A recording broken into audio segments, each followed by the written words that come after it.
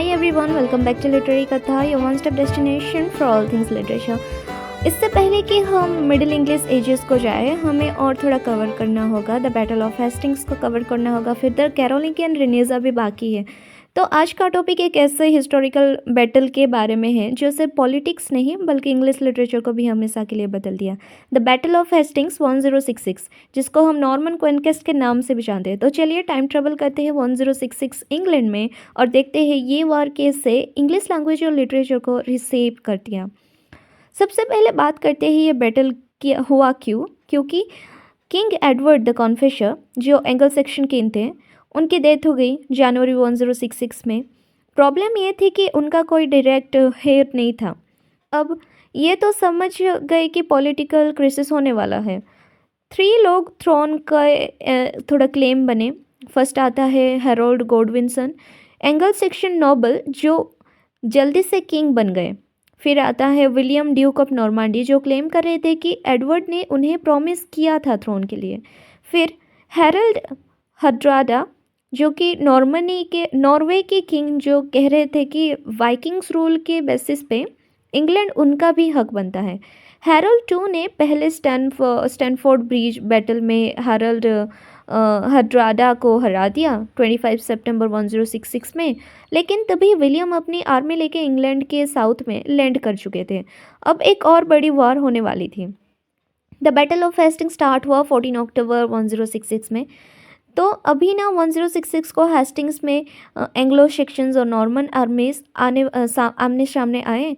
यहाँ पे एक तरफ थे हेरोल्ड टू का इन्फेंट्री बेस्ड आर्मी और दूसरी तरफ विलियम की वेल ट्रेंड कावलरी, आर्चर्स और इन्फेंट्री मिक्स आर्मी। तो चलिए देखते हैं ये वॉर कैसे हुआ। मॉर्निंग में क्या हुआ था, एंगल सेक्शंस आर्मी ने एक स्ट्रॉन्ग सील्ड वॉल बनाकर डिफेंस किया। मिड डे में आफ्टरनून के टाइम पे विलियम के आर्मी ने फेक रिट्रीट किया, जिससे एंगल सेक्शन आर्मी ट्रैप में आ गई। इवनिंग में हेरोल्ड टू मार दिया गया उनको, शायद एक एरो उनकी आँख में लग गया था और ये जो एंग्लो सेक्शंस आर्मी बिखर गई। विक्ट्री हुई विलियम द कॉन्करर की और उनको द कॉन्करर के नाम से बुलाया गया और 1066 के क्रिसमस डे पे उनको इंग्लैंड का किंग डिक्लेयर कर दिया गया। अब शुरू हुआ एंग्लो सेक्शन रूल का एंड और एक नए ज़माने की शुरुआत हुई। यह बैटल सिर्फ एक राजगद्दी का मुद्दा नहीं था, इसने इंग्लिश लैंग्वेज के पूरा स्ट्रक्चर बदल दिया। पहले ओल्ड इंग्लिश चल रही थी, लेकिन अब मिक्स होने लगी फ्रेंच लैटिन के साथ और ओल्ड इंग्लिश, जिससे हम मिडिल इंग्लिश बने, जिससे फ्रेंच लैटिन और ओल्ड इंग्लिश मिक्स हो गई, जिससे मिडिल इंग्लिश बनी और फ्रेंच बन गया रूलिंग क्लास की लैंग्वेज और angle section commoners old English बोलते रहे। लेकिन धीरे धीरे दोनों लैंग्वेजेस मिक्स हो गई और नए शब्द आए, जैसे गवर्नमेंट की लॉज, जैसे कि court, jury, parliaments, beef, mutton, jewel, gown, dance, ये सब आने लगे। इसके साथ ही ग्रामर भी बदल गया। ओल्ड इंग्लिश इन्फ्लेक्शनल होता था, लेकिन अब वर्ड ऑर्डर ज़्यादा इम्पॉर्टेंट हो गया था, सेंटेंस बनाना ज़्यादा इम्पॉर्टेंट हो गया था। पहले का लिटरेचर देखें तो एंगल सेक्शन एरा में ज़्यादा फोकस था हीरोइक एपिक्स और ओरल पोइट्री पे, जैसे बेवुल्फ, जिसमें वॉरियर कल्चर और लॉयल्टी और फेट की बात होती थी। लेकिन नॉर्मन इन्फ्लुएंस के बाद एक नए लिटरेचर का बर्थ हुआ, रोमांस, काइवलरी और कोर्टली लव। इस टाइम में किंग आर्थर और knights of the round table जैसे कहानियाँ फेमस होने लगी।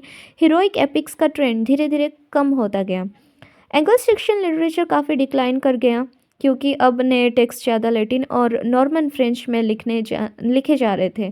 ऐसे में कॉमन लोग लिटरेचर से दूर होते गए, क्योंकि उनको समझ ही नहीं आता था, क्योंकि वो ओल्ड इंग्लिश बोलते थे। अभी 14th सेंचुरी में फाइनली इंग्लिश वापस ना पॉपुलर होने लगी और इस रेनेसा के हीरो को ना द जॉफ्री चौसर को माना जाता है। उनकी बुक द कैंटरबरी टेल्स ने मिडिल इंग्लिश को एक लिटरेरी लैंग्वेज बना दिया। चौसर ने एंग्लो सेक्शन स्टोरी टेलिंग और नॉर्मन फ्रेंच रोमांस दोनों का मिक्स बना के एक नया लिटरेरी स्टाइल डेवलप किया, जो आगे जाके शेक्सपियर तक इवॉल्व हुआ। तो अब हम एक क्विक रिकेप करते हैं द बैटल ऑफ हेस्टिंग्स, जो कि 1066 में इंग्लैंड के रूलर्स लैंग्वेज और कल्चर्स को चेंज कर दिया। ओल्ड इंग्लिश धीरे धीरे मिडिल इंग्लिश में बदल गया। हीरोइक एपिक्स को रोमांस और काइवलरी ने रिप्लेस कर दिया। चौसर ने मिडिल इंग्लिश को एक लिटरेरी फोर्स बना दिया। तो दोस्तों, बैटल ऑफ हेस्टिंग्स सिर्फ एक राजनीतिक वार नहीं थी, ये एक लिंग्विस्टिक और लिटरेरी रिवॉल्यूशन भी था। अगर ये वार नहीं होती तो शायद इंग्लिश लिटरेचर शायद वैसे नहीं होता जैसे आज हम देखते हैं। ये वार एक फाउंडेशन रखने वाला मोमेंट था जो चौसर से लेकर शेक्सपियर तक लिटरेचर को सेव करता है। तो ये था पूरा details of battle of Hasting की। अगर आपको ये वीडियो पसंद आई हो तो लाइक, शेयर और सब्सक्राइब जरूर करें और कमेंट्स में बताइए क्या आपको लगता है कि अगर नॉर्मन कॉन्क्वेस्ट नहीं होती तो आज इंग्लिश लिटरेचर कैसे होता। मैं मिलती हूँ आपसे नेक्स्ट वीडियो में। तब तक के लिए हैप्पी रीडिंग, हैप्पी लर्निंग।